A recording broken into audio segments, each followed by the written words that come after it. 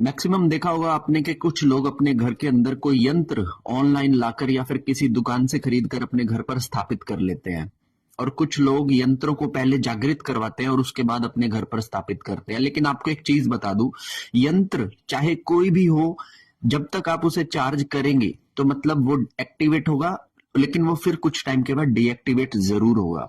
तो जो डीएक्टिवेट हो जाता है जब यंत्र, तो वो किस तरह से नुकसानदायक होता है मैं उसके बारे में आप लोगों को बताता हूं। ठीक है, सबसे पहली चीज होती है कि बहुत सारे लोग आज के समय में लक्ष्मी यंत्र, व्यापार वृद्धि यंत्र, इस तरह की चीजें जो है मंगवा कर रख लेते हैं। अब मैं एक फॉर एग्जांपल लेता हूं कि किसी ने अपनी दुकान पर एक व्यापार वृद्धि यंत्र सिद्ध करवा के पंडित जी से अपनी दुकान पर रखा। ठीक है, अब नियमित रूप से उसकी धूप बत्ती और पूजा अर्चना दीपक लगाकर वो करता रहा। फिर आप देखेंगे कि जैसे जैसे दुकानों में कई सामान भर जाता है, फिर वहां पर जो है धूप बत्ती और जोत लगाना भी जो है कई बार मुश्किल हो जाता है। मैंने बहुत सारी दुकानों पे व्यापार यंत्र सामान में डब्बों के पीछे पड़े हुए देखे हैं। ठीक है ना, तो ऐसे में क्या होता है कि वो जो व्यापार यंत्र है, क्योंकि वो कुछ समय के लिए जागृत है, उसके बाद वो फिर से डीएक्टिवेट हो जाएगा, और डीएक्टिवेट होने के बाद वो आपको कैसे नुकसान पहुंचाएगा ये सुन लो। ठीक है, सबसे पहले तो वो आपकी दुकानदारी के अंदर जो आपकी अर्थ को कमाने की जो ऊर्जा होती है ना, हर एक दुकान के अंदर अर्थ को कमाने की एक ऊर्जा होती है, तो सबसे पहले वो उस ऊर्जा का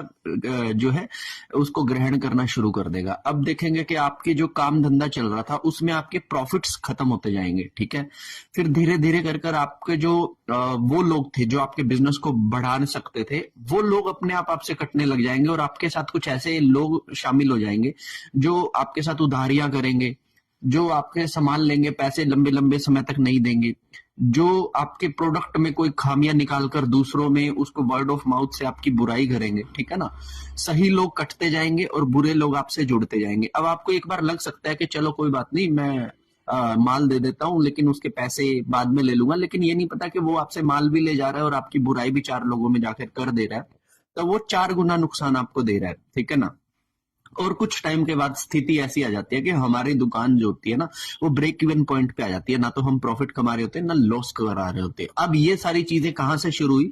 हमारे द्वारा लाए गए व्यापार वृद्धि यंत्र से।